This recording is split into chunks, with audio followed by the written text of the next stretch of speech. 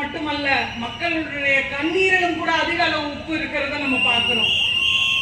ஏர்போர்ட்ல வந்து இறங்குறேன், சைட்ல ஒரு அழகான ஒரு ஓவியம் ஒண்ணு இருந்துச்சு. அதுல பாத்தீங்கன்னா உப்பளம் அப்படியே உப்பு எடுத்துக்கிட்டு இருக்காங்க, போட்டு நிக்குது, மக்கள் எல்லாம் அப்படியே விவசாயம் பண்றாங்க. இந்த மாதிரியான ஒரு படத்தை பார்க்க முடிஞ்சிச்சு. அப்ப இந்த தூத்துக்குடி மக்களினுடைய வாழ்வாதாரத்தில் ஆதி காலத்திலிருந்தே பெரிய ஒரு பங்கை எது வகிச்சுட்டு வருது அப்படின்னா உப்பளங்கள். ஆனா இன்னைக்கே 3000 ஏக்கர் நிலப்பரப்பை அரசு கையகப்படுத்திக்கிட்டு அங்கெல்லாம் கப்பல் கட்டும் தளங்களை நாங்க வைக்க போறோம் அப்படின்னு 1,00,000 பேருடைய வாழ்வாதாரத்தை துடைத்து எறிந்து விட்டு அவங்களை எல்லாம் அப்புறப்படுத்துவதற்கு துடித்துக் கொண்டிருக்கிறது இன்னைக்கு இருக்கிற அரசு. மக்களுடைய நலனில் கொஞ்சம் கூட அக்கறை இல்லாமல், அதாவது விவசாயம் செய்யற இடத்துலதான் கொண்டு போய் ஏர்போர்ட்டை வைப்பானுங்க. மக்கள் எங்கெல்லாம் வாழ்வாதாரம் இருக்கோ அதெல்லாத்தையும் புடுங்கிட்டு தான் இன்னொன்னு ஒண்ணு நடுவானுங்க.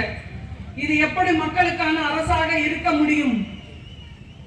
இதையெல்லாம் மிக சீக்கிரமாக 2 மாசம் கூட கிடையாது, இன்னும் 57 நாட்களில் துடைத்து தூர எறிந்து விட்டு அரியணையில் நம்மளுடைய கழக தலைவர் அவர்களை முதல்வராக அமர்த்தி பார்க்க வேண்டும் என்பதுதான் ஒவ்வொரு மாவட்டத்திலும் இருக்கக்கூடிய மக்களினுடைய ஆசை, அன்பு, அவா, லட்சியம் எல்லாமே அதுதான். இன்னைக்கு இந்த கள்ளக்குறிச்சியில கள்ளச்சாராயம் குடிச்சு செத்தாங்க ஒரு 67 பேர். அவங்களுடைய தலைக்கு என்ன தெரியுமா கொடுத்துச்சு அரசு? 10 லட்சம் ரூபாய் கொடுத்தது. ஆனா ஒரு மீனவர் தான் மீன் பிடிக்கிற நேரத்துல இயற்கையாக ஒரு மரணம் அடைஞ்சா கூட அரசு கொடுக்கக்கூடிய தொகை வெறும் 25,000 மட்டும்தான். அதுவும் விபத்தினால அவர் மீன் பிடிக்கும் போது இறந்துட்டாங்க அப்படின்னா 50,000 ரூபாய். மத்திய அரசு கொஞ்சம் சேர்த்து கொடுக்கறதையும் சேர்த்து வெறும் 2 லட்சம் ரூபாய் மட்டுமே. அதை அவங்க வாங்கறதுக்குள்ள அவங்க போராடுற போராட்டம் இருக்கு பாத்தீங்களா, எங்களுக்கு வேணாவே வேணாம் அப்படின்ட்டு எல்லாம் போயிடுறாங்க. இது மாதிரி அவர்களுடைய கதை பார்த்தீங்கன்னா அது ஒரு பெரும் கண்ணீர் கதை. அந்த மீனவர்கள் இன்னைக்கு டாஸ்மாக் மட்டும்தான் வருமானம் வரக்கூடிய ஒரு துறை அப்படின்னு சொல்லிட்டு அரசு சொல்லி அங்கங்க டாஸ்மாக் வேண்டாவே வேண்டான்னு சொன்னாலும் திறந்துகிட்டே இருக்கிறத நம்ம பார்க்க முடியுது. ஆனால் அதிகமாக ரெவென்யூ வரக்கூடிய டிபார்ட்மெண்ட்ல மிக மிக முதலிடத்தில் இருக்கக்கூடியது மீன்வளத்துறை. அந்த மீன்வளத்துறையில எவ்வளவோ மாற்றங்களை கொண்டுட்டு வர முடியும். அவங்க புடிச்சிட்டு வர மீன் இருக்கு பாத்தீங்களா, அதை வைக்கிறதுக்கு ஒரு கோல்டு ஸ்டோரேஜ் கிடையாது. ஆனா இங்க பல பேருக்கு 2 கப்பல் இல்ல 10 கப்பல் வச்சிருக்கிறாங்க. மக்களுடைய வரி பணத்துல இருந்து கொள்ளையடிக்கப்பட்டது. இங்க பார்க்கும்போது வழிநெடுகிலும் ஆளும் கட்சியினருடைய அவங்களுடைய வளர்ச்சியை பார்க்க முடிஞ்சது. மக்களுடைய வளர்ச்சி இல்ல, அவங்களுடைய வளர்ச்சி எல்லாம் பார்க்க முடிஞ்சது. மக்களுடைய வளர்ச்சியை பற்றி எப்ப நீங்க சிந்திக்க போறீங்க? அந்த சிந்தனை எப்ப உங்களுக்கு எல்லாம் வரப்போகுது? ஆனா வரவே வேண்டாம் தான் நினைக்கிறேன். போதும், இனிமேல எங்க தலைவர் அவர்கள் பார்த்துக் கொள்வார் மக்களுடைய வளர்ச்சியை பற்றி. போதும், உங்களுடைய வளர்ச்சி இதோடு நிறுத்தப்பட்டது, பார்த்துக் கொள்ளலாம்.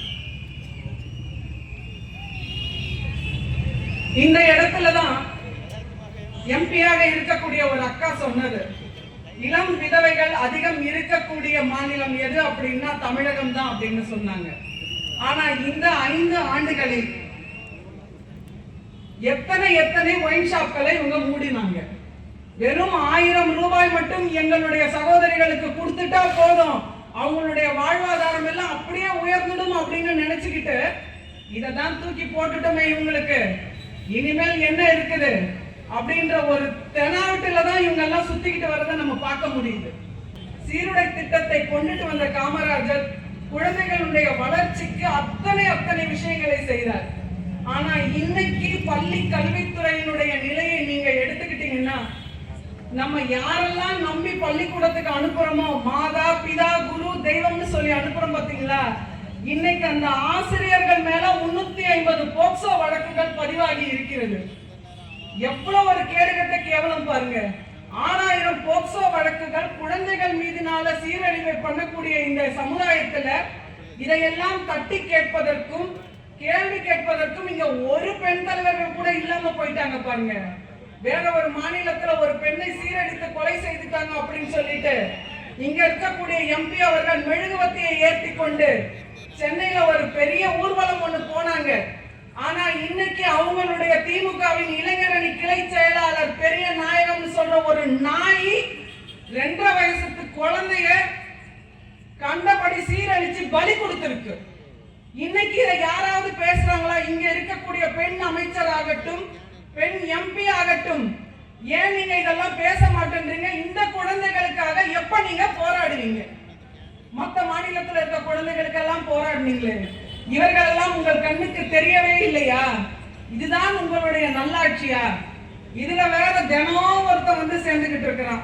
இந்த கட்சியில இருந்து அந்த கட்சிக்கு அமைச்சர்களாகவும் ஒரு கேடுகட்ட கேவலம் என்னன்னு பாத்தீங்கன்னா, இதுவரைக்கும் இந்தியாவிலேயே இல்லாம ஒரு முதல்வராக அங்கம் வகித்த ஒருவர் இன்னொரு கட்சியில வந்து சேர்றது எவ்வளவு ஒரு கேடுகட்ட கேவலம் பாருங்க.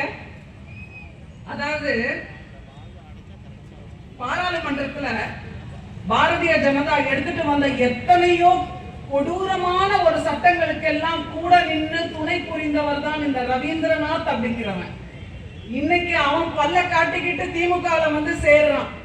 இதையெல்லாம் சிறுபான்மையினர் பார்த்து கொண்டுதான் இருக்கிறார்கள். அவர்களுடைய ஓட்டு இனிமேல் உங்களுக்கு ஒரு காலமும் கிடையாது. தமிழக வெற்றி கழகத்தினுடைய ஒரே நம்பிக்கை நட்சத்திரமாக இருக்கக்கூடிய எங்களுடைய தலைவருக்கு தான் அத்தனை சிறுபான்மையினருடைய ஓட்டு வந்து சேரப் போகிறது. இயேசுவுக்கு ஒரு யூதாஸ், சீசருக்கு ஒரு புரூட்டஸ் மாதிரி இந்த அதிமுகவுக்கு இந்த ஓபிஎஸ். எத்தனை பேர் வந்தாலும், எத்தனை கேடுகட்ட கூட்டணி அங்க வந்து நின்னாலும், இத்தனை மக்களினுடைய ஒரே நம்பிக்கை நட்சத்திரம் எங்களுடைய புரட்சி தளபதி அண்ணன் அவர்கள் தான். இந்த மக்கள் வந்து என்னைக்கு முடிவு பண்ணிட்டாங்க.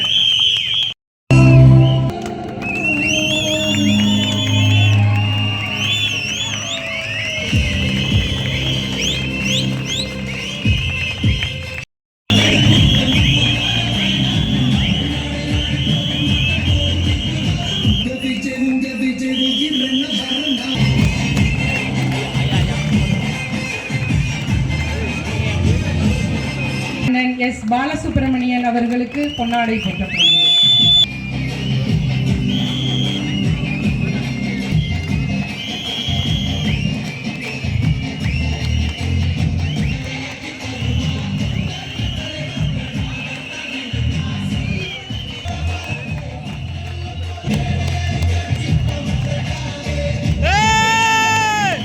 அடுத்ததாக தூத்துக்குடி மாவட்ட துணை செயலாளர் விஜு அவர்களுக்கு